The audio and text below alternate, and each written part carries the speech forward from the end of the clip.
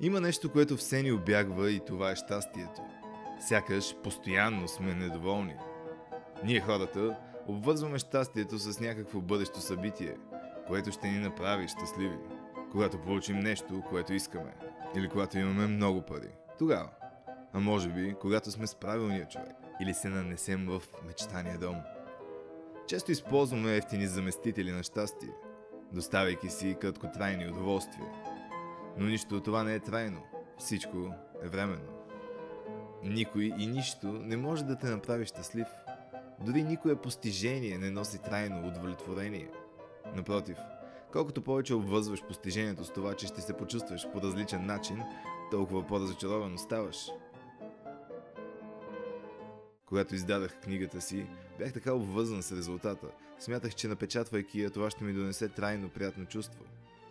Но не стана така, а точно обратното. 500 бройки от книгата ми крещяха нещастник. Коя тогава е рецептата за щастие? И има ли такава?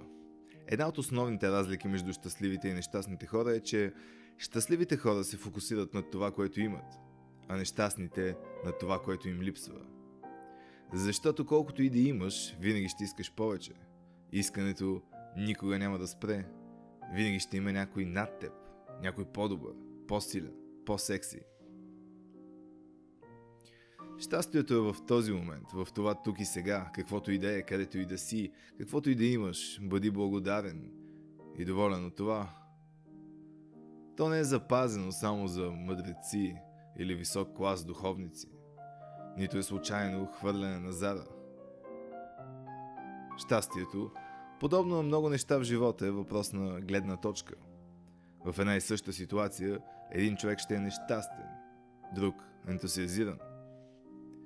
То не е базирано на това, което се случва, а на това, което си казваш за това, което се случва. Тоест, щастието е в твоя контрол, в твоите ръце. Ти си капитана на своя кораб и ти решаваш дали ще си позволиш да си щастлив.